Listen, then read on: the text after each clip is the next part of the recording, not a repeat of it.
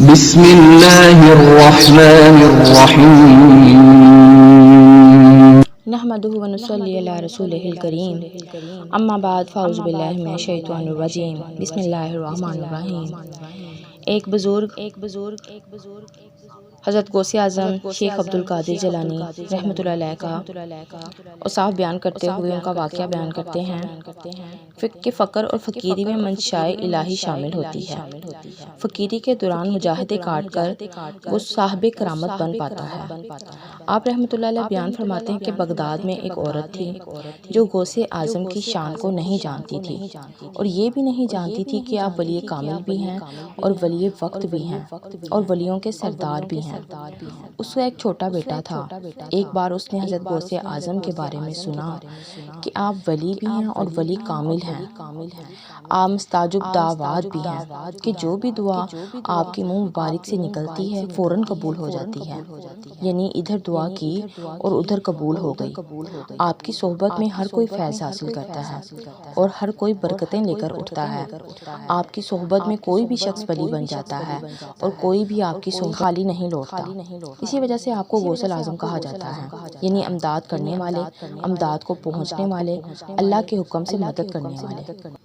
اس عورت کا بیٹا یہ باتیں سن کر حضرت غوث اعظم کا گرویدہ ہو گیا اور گھر آ کر ماں سے کہنے لگا کہ ایک بزرگ ولی بھی اور ولی کامل ہے اور ساری دنیا ان سے فیض پا رہی ہے، میں بھی ان سے فیض کا خواہش مند ہوں، تو کتنا ہی اچھا ہو کہ مجھے ان کی صحبت میں دے دو تاکہ میں بھی ان سے وہی فیض حاصل کروں جو دوسرے لوگ حاصل کر رہے ہیں۔ عورت نے بیٹے کا یہ ارادہ سنا تو اس نے کہا ٹھیک ہے، میں تمہیں ان کے پاس لے چلتی ہوں۔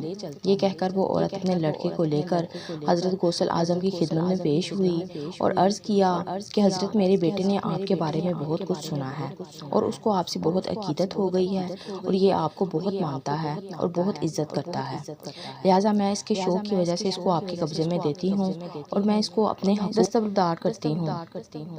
یہ سن کر حضرت غوث اعظم مسکرانے لگے اور لڑکے کو اپنے پاس رکھ لیا۔ عورت اپنے بیٹے کو دے کر واپس تو آ گئی تھی لیکن ماں کی ممتا کب تک خاموش رہ سکتی تھی؟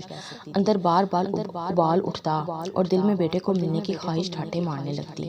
اگرچہ علوم دین اور بزرگ کی صحبت کے لیے بیٹے کو چھوڑ آئی تھی لیکن دل بے چین تھا کہ بچہ کس حال میں ہوگا، محفوظ ہاتھوں میں بھی ہے یا نہیں۔ ممتا تڑپتی اور بیٹے کو ملنے پہنچ گئی۔ بیٹے کو ملی تو بیٹے کو دیکھ کر سسک گئی، بلک گئی اور تڑپ گئی۔ دیکھتے ہی کہا بیٹا یہ تو نے اپنی حالت کیسی بنا رکھی ہے، تیرا حال کیا ہو گیا ہے کہ تو سوکھ کر بالکل کانٹا ہو گیا ہے؟ کیا تجھے یہاں کھانے کو کچھ نہیں ملتا؟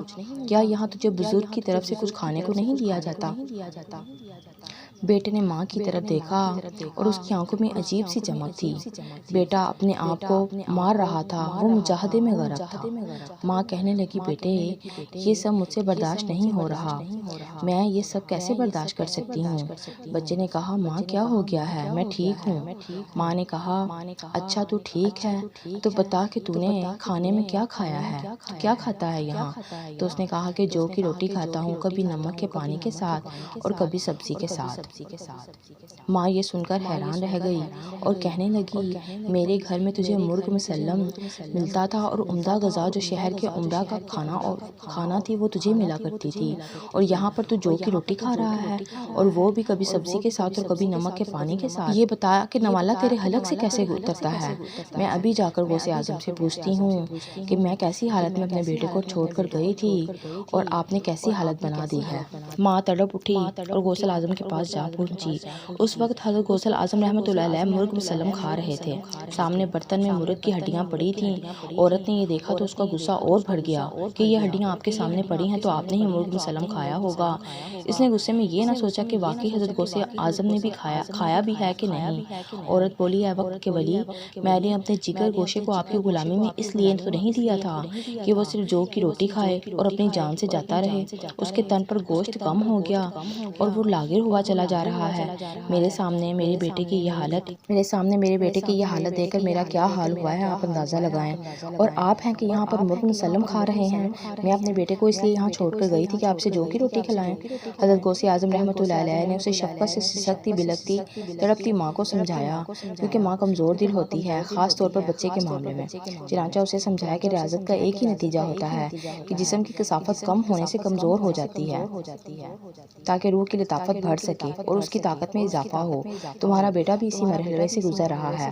عورت جھٹ بولی، مگر یہ کہاں کا انصاف ہے کہ آپ خود تو مرغ کھائیں اور میرا بیٹا جو کی روٹی کھائے۔ حضرت غوث اعظم رحمۃ اللہ علیہ نے کسی ناگواری کا اظہار کیے بغیر مرغ کی ہڈیوں پر ہاتھ رکھا اور بآواز بلند فرمایا، اللہ کے حکم سے کھڑی ہو جاؤ کہ جو بوسیدہ ہڈیوں کو زندہ کرنے والا ہے۔ جیسے ہی حضرت غوث اعظم رحمۃ اللہ علیہ کی زبان مبارک سے یہ الفاظ ادا ہوئے، مرغ زندہ ہو گیا۔ حضرت غوث اعظم رحمۃ اللہ علیہ نے عورت کو مخاطب کر کے فرمایا، جب تیرا بیٹا اس قابل ہو جائے گا تو اسے اجازت ہے جو چاہے کھائے۔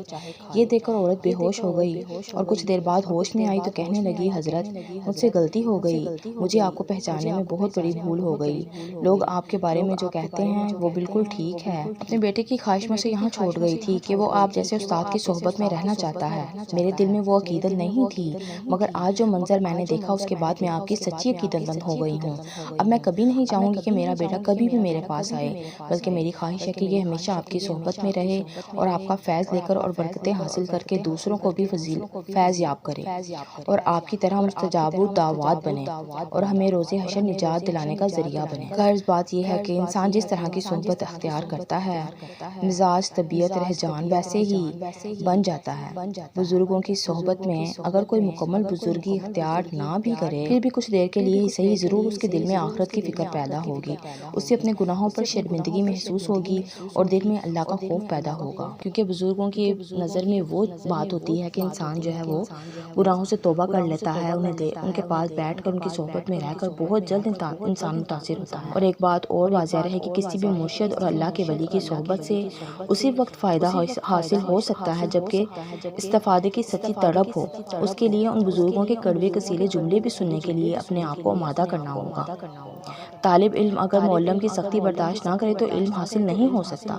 تصوف کی کتابوں کے مطالعے سے معلوم ہوتا ہے کہ جن لوگوں نے اپنے آپ کو کسی کامل اور ماہر کے حوالے کیا، ان کی حالت ہی بدل گئی۔ تو اللہ پاک سے یہی دعا ہے کہ اللہ پاک اپنے اولیاء کرام کی اللہ تعالیٰ برکت سے اللہ تعالیٰ ہمیں بھی نیک کام کرنے کی توفیق عطا فرمائے، ہمیں اولیاء کرام کی صحبت سے فیض یاب ہونے کی توفیق عطا فرمائے۔ درود پاک ہر درد کی دوا ہے، درود پاک پڑھتے جائیں، پڑھاتے جائیں۔ اللہ پاک آپ سب کو اپنے حفظ و ایمان میں رکھے۔ وما علینا الا البلاغ المبین۔